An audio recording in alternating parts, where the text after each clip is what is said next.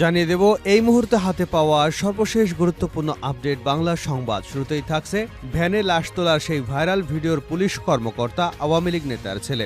সম্প্রতি সামাজিক যোগাযোগ মাধ্যমে একটি ভিডিও ভাইরাল হয়েছে। ভিডিওতে দেখা যায় বৈষম্য বিরোধী ছাত্র আন্দোলনের সময় পুলিশের গুলিতে নিহত রাস্তায় পড়ে থাকা লাশগুলো তুলে একটি ভ্যানে স্তূপ করে রাখা হয়েছে। তারপর একটি ব্যানার দিয়ে ঢেকে রাখা হয়েছে। পরবর্তীতে আরও একটি লাশ দুই পুলিশ সদস্য হাত এবং পা ধরে উপরে তোলার চেষ্টা করছে। এই ভিডিওতে লাশের স্তূপ করতে ব্যস্ত এক পুলিশ সদস্যকে দেখা যায়। তিনি হলেন ঢাকা জেলা উত্তর গোয়েন্দা পুলিশের পরিদর্শক আরাফাত হোসেন। তার গ্রামের বাড়ি বরিশালে। এই ভিডিও ভাইরাল হবার পর থেকে আরাফাতের ফোন বন্ধ পাওয়া গেছে এবং তিনি আত্মগোপনে চলে গেছেন। জানা গেছে সাভার ও আশুলিয়ায় গত 18 জুলাই থেকে 5 আগস্ট পর্যন্ত বৈষম্য বিরোধী ছাত্র জনতার আন্দোলনে পুলিশের গুলিতে অন্তত 75 জন নিহত হয়েছেন। গুলিবিদ্ধ হয়ে হাসপাতালে চিকিৎসা নিয়েছেন 4 শতাধিক মানুষ। জানা যায় এই ভ্যানের লাশগুলো পরবর্তীতে পুলিশ থানার সামনে নিয়ে যায়। সেখানে একটি পুলিশ ভ্যানে লাশগুলো রেখে তারা পেট্রোল দিয়ে আগুন জ্বালিয়ে দেয়।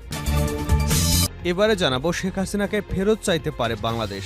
বাংলাদেশ থেকে পলাতক সাবেক প্রধানমন্ত্রী শেখ হাসিনাকে ভারতের কাছে ফেরত চাইতে পারে বলে জানিয়েছেন অন্তর্বর্তী সরকারের পররাষ্ট্র উপদেষ্টা তৌহিদ হোসেন। বার্তা সংস্থা রয়টার্সকে একথা বলেন তিনি। তার মতে, যেহেতু শেখ হাসিনার বিরুদ্ধে অনেকগুলো মামলা হয়েছে, তাই তাকে বিচারের মুখোমুখি করতে ফেরত চাওয়া হতে পারে। জানাবো যুবদলের নামে চাঁদাবাজি করতে গিয়ে ধরা খেল ছাত্রলীগ নেতা।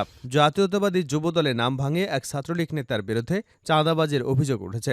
শনিবার দিবাগত রাত সোয়া 12টার দিকে গুলশান 2 এবং 62 নম্বর রোডে মোস্তাফিজুর রহমান সিজারের বাসায় চাঁদাবাজি করতে গিয়ে ধরা খান ছাত্রলীগ নেতা সাব্বির সহ তার 5 জন সাঙ্গপাঙ্গ।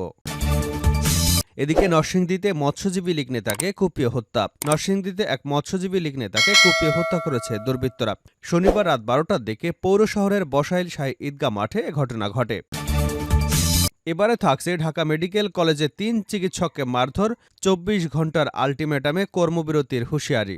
ঢাকা মেডিকেল কলেজ হাসপাতালে চিকিৎসাধীন অবস্থায় আহসানুল হক দীপ্ত নামে বাংলাদেশ ইউনিভার্সিটি অব বিজনেস টেকনোলজির এক শিক্ষার্থীর মৃত্যু হয়। এই মৃত্যুতে চিকিৎসকদের অবহেলা রয়েছে বলে দাবি করে বিইউবিটির শিক্ষার্থীরা।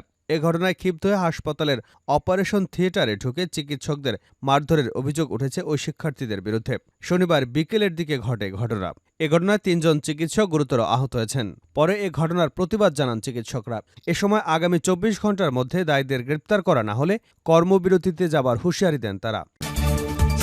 এবং সর্বশেষ জানাবো আন্তর্জাতিক সংবাদ। সফরের আগেই পুতিনকে গ্রেপ্তার করতে মঙ্গোলিয়াকে আহ্বান ইউক্রেনের। রাশিয়ার প্রেসিডেন্ট ভ্লাদিমির পুতিনের আসন্ন মঙ্গোলিয়া সফরকে ঘিরে উত্তেজনা তৈরি হয়েছে।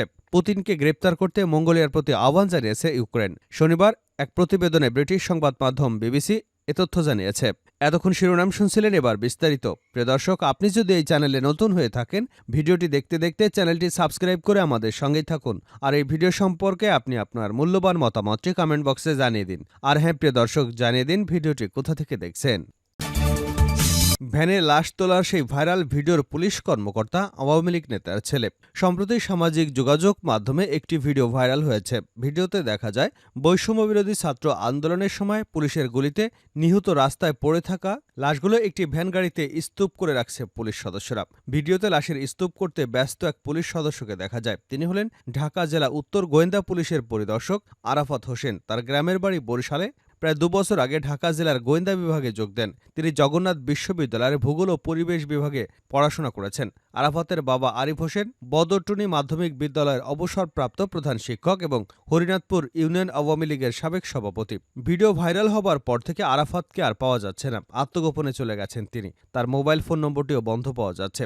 এদিকে ভিডিওর চিত্রটির স্থান সম্পর্কে জানা গেছে, ওই ভিডিওটি সাভারের আশুলিয়া থানার। এর আগে শুক্রবার সারাদিন ভিডিওটি সামাজিক যোগাযোগ মাধ্যমে ব্যাপক ভাইরাল হয়। ভিডিওটি আশুলিয়া থানার সামনের ভবনের 2য় তলা থেকে ধারণ করা বলে প্রাথমিকভাবে মনে করা হচ্ছে। আর ভিডিওটি ভাইরাল হবার পর থেকে আরাফাত হোসেন ফোন বন্ধ করে গা ঢাকা দিয়েছেন। ভিডিওতে থাকা অন্যান্য পুলিশ সদস্যদের পরিচয় এখনও পাওয়া যায়নি। ভাইরাল হওয়া 1 মিনিট 14 সেকেন্ডের ভিডিওটিতে দেখা যায় 2 জন পুলিশ সদস্যের একজন হাত এবং একজন পা ধরে একজন মৃত মানুষকে ভ্যানের উপরে নিক্ষেপ করছেন। এর আগেই ভ্যানে লাশের স্তূপ করে কাপড় দিয়ে ঢেকে রেখেছেন তারা। সর্বশেষ লাশটি তুলতে একটি ব্যানার দিয়ে ঢেকে দেওয়া হয়। শেষে পুলিশ সদস্যদের উপস্থিতির দেখা মেলে। ভিডিওটির 1 মিনিট 6 সেকেন্ডের একটি পোস্টার দেখা যায়, যা স্থানীয় ধামসেনা ইউনিয়ন সভাপতির প্রার্থী এবং 7 নং ওয়ার্ডের মেয়র প্রার্থী আবুল হোসেনের। ওই পোস্টারটি দেখে নিশ্চিত হওয়া গেছে যে ওই ভিডিওটির ঘটনাস্থল আশুলিয়া থানার আশেপাশে। মহাসড়ক থেকে থানার দিকে অগ্রসর হয়ে এসবি অফিসের দিকে চৌরাস্তায় এ ঘটনা ঘটেছে। ভেতরে ভিডিওতে থাকা বালু ভর্তি বস্তাগুলো এসবি অফিসের দিকে যেতে থাকা ভবনের সামনে স্তূপ করা ছিল, কিন্তু থানা পরিষ্কারের সময় সেগুলো অপসারণ করা হয়েছে। প্রত্যক্ষদর্শীরা জানান, একটি ড্রোন উড়িয়ে আন্দোলনরত ছাত্র জনতার অবস্থান শনাক্ত করা হয়, তবে সেটি পুলিশের ড্রোন কিনা তা জানি না। থানার ভিতরে গলিতে ছাত্র জনতা প্রবেশ করলে তাদের লক্ষ্য করে গুলি ছোড়ে পুলিশ। এ সময় বেশ কয়েকজন গুলিবিদ্ধ হয়ে মারা যান। পুলিশ লাশগুলো তাদের থানার সামনে নিয়ে যায়, যেখানে একটি পুলিশ ভ্যানে লাশগুলো রেখে আগুন দিয়ে জ্বালিয়ে দেওয়া হয়। এ ব্যাপারে থানা জেলা উত্তর গোয়েন্দা পুলিশের পরিদর্শক রিয়াজউদ্দিন আহমেদ বিপ্লব সংবাদ মাধ্যমকে বলেন, আরাফাতের ছবিটি সোশ্যাল মিডিয়ায় ভাইরাল হবার পর আরাফাত ভেঙে পড়েছে। তিনি কোথায় আছেন জানতে চাইলে তিনি বলেন, আরাফাত এখনো অফিসে আসেননি।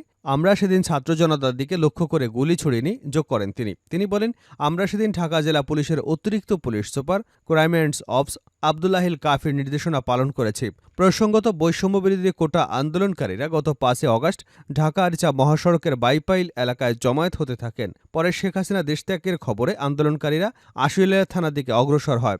এ সময় আন্দোলনকারীদের লক্ষ্য করে গুলি ছোড়ে পুলিশ। এ ঘটনায় 5 আগস্ট আশুলিয়ায় 15 জনের মৃত্যু হয়। জানা গেছে, সাভার এবং আশুলিয়া গত 18 জুলাই থেকে 5 আগস্ট পর্যন্ত বৈষম্যবিরোধী ছাত্র জনতার আন্দোলনে পুলিশের গুলিতে নিহত হয়েছে 75 জন।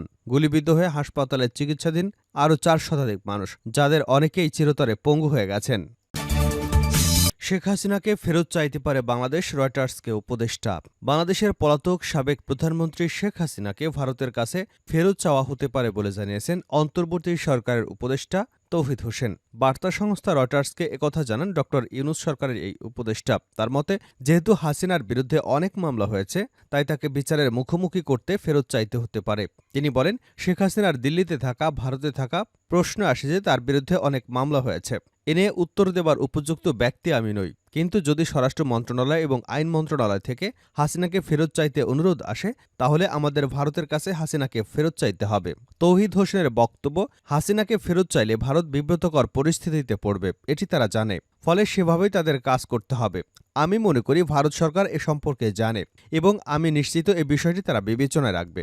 এছাড়া নিজ স্বার্থ বজায় রেখে বাংলাদেশ পৃথিবীর সব দেশের সঙ্গে বন্ধুত্বপূর্ণ সম্পর্ক গড়তে চায় বলেও জানিয়েছেন তৌহিদ হোসেন।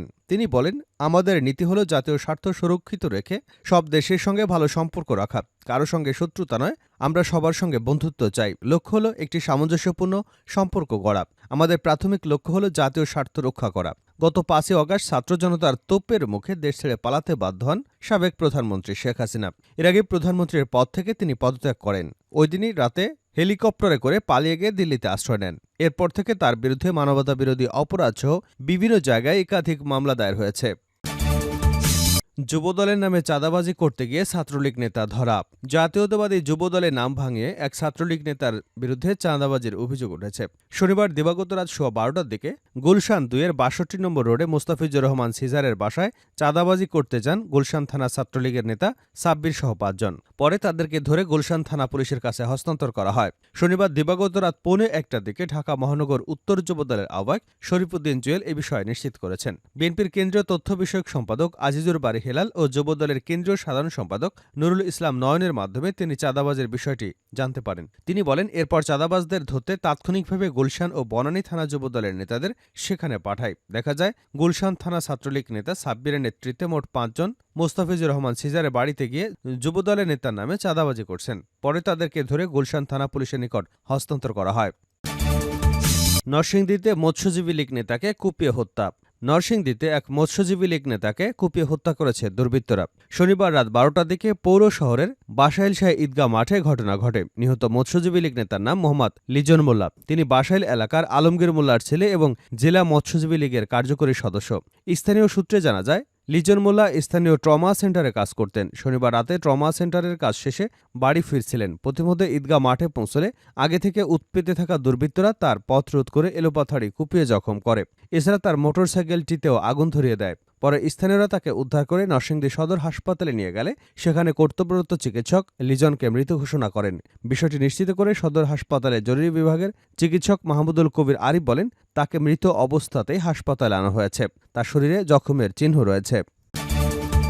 শেষ করছি আন্তর্জাতিক সংবাদ দিয়ে। সফরের আগে পুতিনকে গ্রেপ্তার করতে মঙ্গোলিয়াকে আহ্বান ইউক্রেনের। রাশিয়ার প্রেসিডেন্ট ভলোদিমির পুতিনের আসন্ন মঙ্গোলিয়া সফরকে ঘিরে তৈরি হয়েছে টানটান উত্তেজনা। পুতিনকে গ্রেপ্তার করতে মঙ্গোলিয়ার প্রতি আহ্বান জানিয়েছে ইউক্রেন। শনিবার এক প্রতিবেদনে ব্রিটিশ সংবাদ মাধ্যম বিবিসি নিউজ এ তথ্য জানিয়েছে।